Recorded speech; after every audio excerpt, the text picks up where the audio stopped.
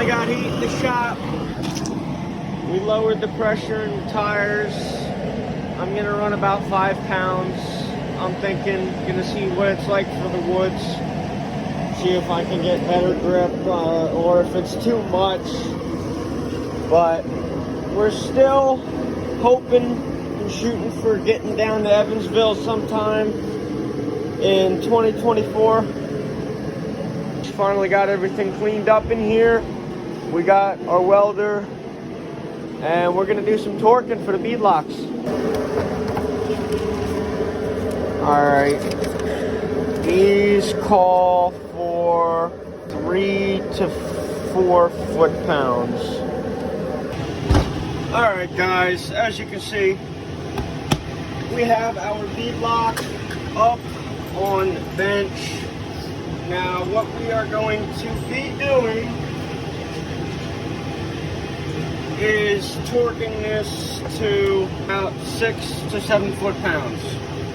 Now, what you do want to do is get your torque wrench. I would recommend, but you can just do hand tight. But what we have is a Harbor Freight Pittsburgh little torque wrench. Not top of the line, but it does work pretty good.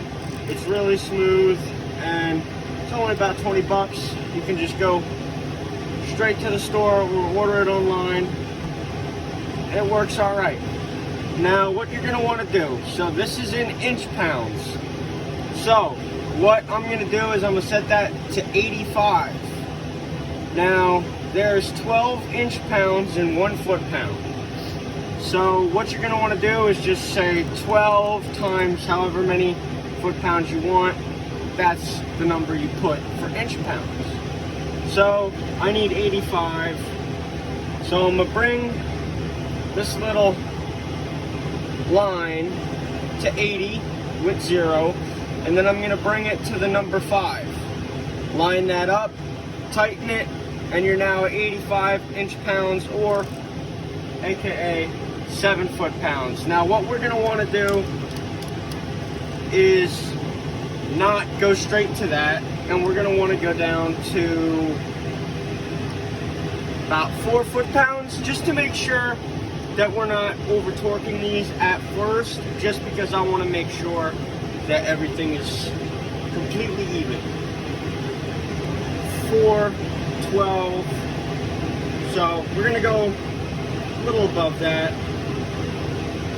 Let's go 50. It's not exact, it's about 48 inch pounds for 4 pounds. So we're going to want to go in a star pattern.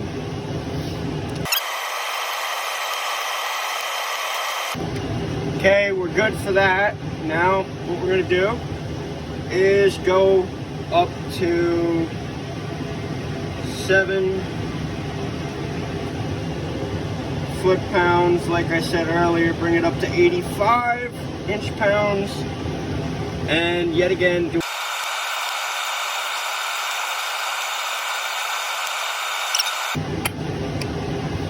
Now we have these all set to 7 foot-pounds, so we're going to go over that again and do the other wheel.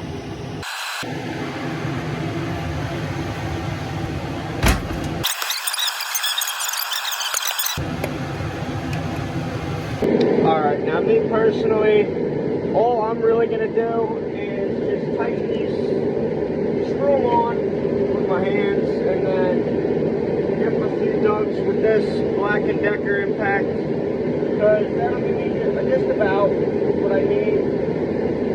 You do want to make sure that you have your tires and rims torqued correctly, or at least to the proper torque if they are recommended. But I personally have had no problems ever with tightness with Black & Decker 20-volt gives. So I'm just going to go through with that and let's get them on. Now, before I tighten these down, I just wanted to mention these are short lug rims, so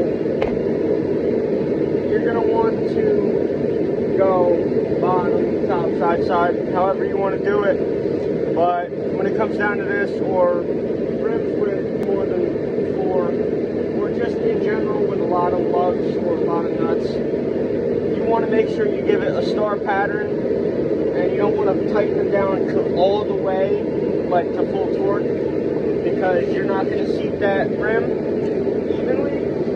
So what I'd recommend is just screwing them down, keeping them tight, snug, and then going star pattern completely through, like so.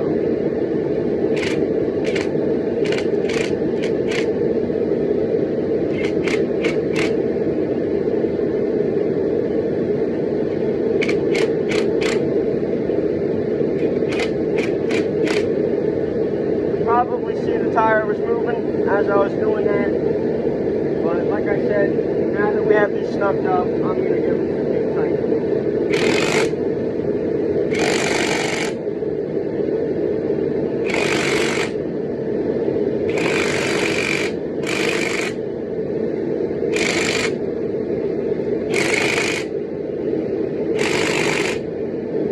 There you go.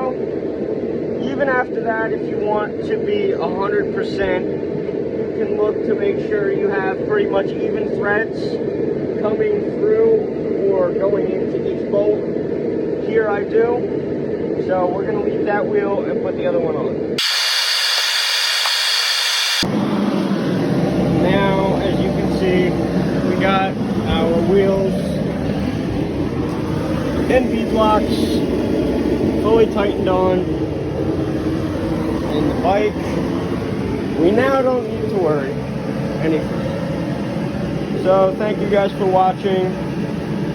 There is some tips and tricks and review going over our beadlocks, and I'll see you guys in the next one. Peace.